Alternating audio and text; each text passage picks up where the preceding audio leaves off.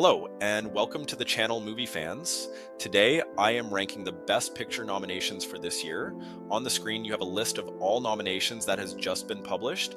I already know some of you are going to hate my ranking because one of the most beloved films of the year is sitting near the bottom. To be honest, this year's Best Picture lineup isn't terrible, but it's far from special. There's one genuinely great film here, a handful of good ones, and a few nominations I still don't understand. It's nice to see a couple of daring, offbeat films get recognition, showing that the Academy is at least open to something beyond the usual. But overall, the blockbuster-heavy nominations feel wildly overrated to me. This year's lineup is ultimately just okay. Nothing groundbreaking, really. I have to stress, this is a very personal ranking. I'm not pandering to mainstream tastes. I'll be brutally honest about which films I loved, which I tolerated, and which I couldn't connect with at all. And it is absolutely fine if you disagree with me. I am open to having a spirited discussion in the comments. Now, without further ado, let's get to it.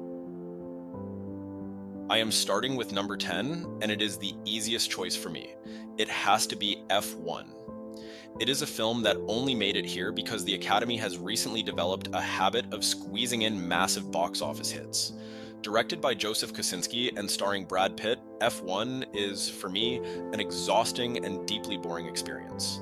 The premise of an aging Formula One driver mentoring a younger talent had potential, but the film never developed it beyond the most basic, predictable beats. This was the highest grossing movie of Pitt's career and a clear crowd pleaser, yet I found it hollow and repetitive. The racing scenes dominate the runtime, but they lack variation or any real emotional payoff. The third act feels endless, and the 2.5-hour runtime is painfully felt. Kosinski, whose wildly overrated Top Gun Maverick already left me cold, fares even worse here. The screenplay is thin, the characters underwritten, and the dialogue uninspired. Pitt remains charismatic throughout, and the score is excellent, but none of that can save a film that mistakes noise and momentum for substance. Number 9 is definitely going to be my most controversial placement, because Sinners is a film that most people seem to love, while it did very little for me. It arrived with enormous hype, and went on to receive a record number of Oscar nominations, and honestly I don't think that happened because of what the movie actually is, but because of what it represents. Ryan Coogler is a very talented filmmaker, and on a technical level the film is undeniably impressive. The cinematography, sound, and overall craftsmanship are excellent, and the first half in particular pulled me in with its atmosphere and sense of place. However, once you strip away the cultural framing and awards season discourse, what remains is a fairly straightforward vampire story. The genre blend ultimately feels more confused than bold, and I never found the characters emotionally engaging enough to justify the praise. The metaphors are blunt, the messaging is heavy-handed, and the film often feels like it's being celebrated for its symbolism rather than its storytelling. I respect the ambition, but for me, Sinners is nowhere near as sophisticated as most would make you believe.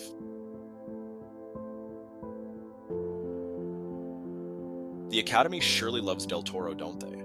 They gave this movie the whopping 15 nominations. As for me, it's not among his best works, not by a long mile. Frankenstein is an undeniable technical achievement, but as much as I admired it, I couldn't fully love it. On a visual level, the film is absolutely gorgeous, with lavish sets, striking production design, and some genuinely haunting imagery that only Del Toro can deliver. It is also one of the more faithful adaptations of Mary Shelley's novel we've seen, which I appreciated in theory. Jacob Elordi is excellent as the creature, bringing real sensitivity and emotional weight to the role, and the supporting cast is solid across the board. That said, the film feels weighed down by its own ambition. The first act is slow and cluttered with subplots that don't add much to the core tragedy, and the runtime starts to feel excessive long before the story reaches its emotional peak. I also missed the more daring, strange side of Del Toro here. This is a much safer, more conventional film than his earlier work. The final stretch is poetic and moving, and it does land emotionally, but I couldn't shake the feeling that length was mistaken for depth. For all of those reasons, it simply cannot get a higher placement than number 8. 2025 brought us two wild, genre-bending films tackling politics, Ari Aster's Eddington and Paul Thomas Anderson's One Battle After Another. While Eddington feels sharp and nuanced, Anderson's film throws us into a chaotic, over-the-top world that almost feels cartoonish, but the amusing tone keeps it entertaining. Both sides are mostly just bumbling characters scrambling for control, which makes the chaos oddly fun. The second act is pure gold, packed with energy and clever set pieces, and I found myself wishing the rest of the movie maintained that level of brilliance. The first act can be a little chaotic, and the third, while hilarious, has some logic gaps. Cinematography, score, and editing are all fantastic, giving the film a fast-paced, kinetic feel.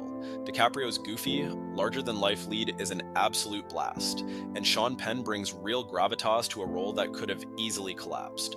Overall, one battle after another is technically impressive and consistently entertaining, but its overly silly narrative and messy structure keep it from ever reaching true greatness, which is why it lands this low on my list. I know this ranking will be controversial, but I'm sticking with my honest reaction to the film. The first and weaker half of the ranking is completed with The Secret Agent. This is a strikingly crafted Brazilian political thriller about a lone operative navigating dangerous conspiracies in 1970s Sao Paulo, and I found it genuinely cinematic and stylish in its execution. The cinematography immediately grabbed me. The soundtrack is excellent, and the direction feels consistently confident and precise. At its best, the film is thrilling, with a neo-noir atmosphere that keeps you on edge and fully immersed in the tension.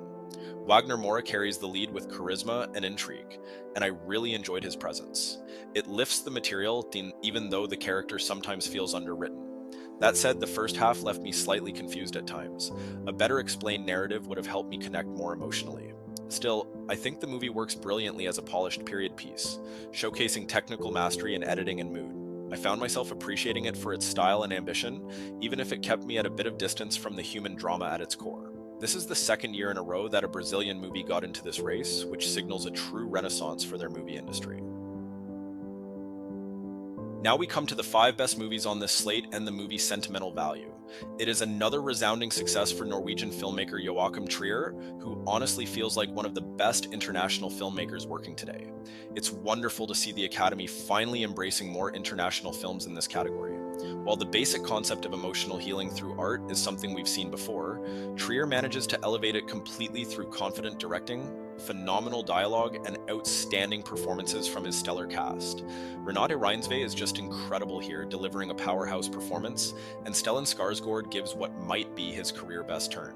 The supporting players are equally impressive. Elle Fanning feels perfectly cast and incredibly sympathetic, while Inga Lillias truly shines in what has to be one of the year's greatest supporting performances. This is an exceptionally well-made film, but if you watch movies as often as I do, you'll notice the story itself is pretty basic, and the theme of emotional healing through art has been explored so many times before. That is why I cannot rank it higher on this list.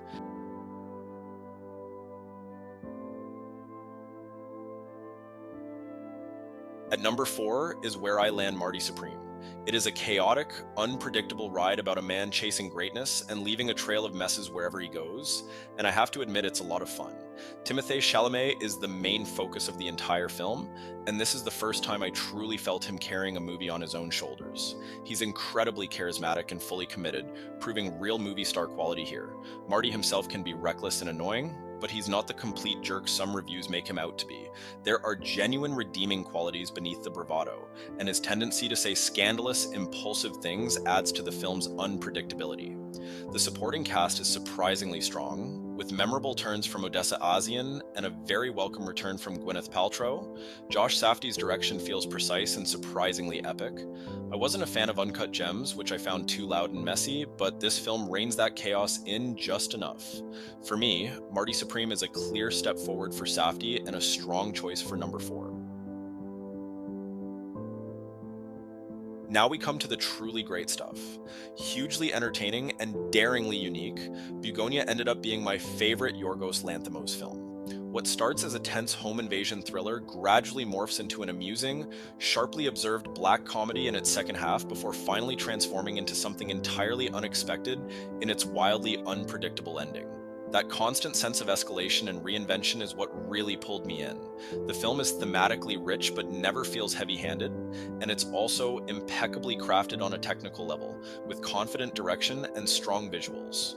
Performances are where Bugonia truly shines though. A lot of attention has rightly gone to Emma Stone, who is fantastic here and fully committed in every scene, but for me, Jesse Plemons is the real standout. His performance is completely unhinged in the best possible way, walking a fine line between menace and dark comedy, and I honestly think this might be the best work of his career so far. Bold, strange, and consistently surprising, Bugonia feels like Lanthimos operating at the peak of his powers. I wasn't the biggest fan of this director until recently, so it took me by surprise to rank his movie this high on this list, but Bugonia deserves it, so it gets the number 3 spot.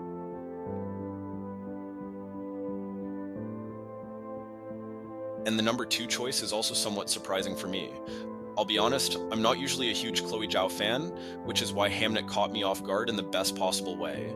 This is a deeply moving, restrained, and beautifully acted film that slowly earns its emotional power. Rather than leaning into grand statements, Zhao lets grief, memory, and quiet intimacy do the heavy lifting, and it works. The performances are uniformly superb, grounded and naturalistic, but never flat, giving the story a lived-in authenticity that really resonated with me. What truly elevates the film, though, is its final act. The third act is genuinely powerful, emotionally devastating without being manipulative, and it's where everything the film has been building toward finally clicks into place. Visually, it's elegant and with a strong sense of atmosphere that mirrors the story's emotional weight. I understand why some people find it slow or overly restrained, but for me, that patience is the point.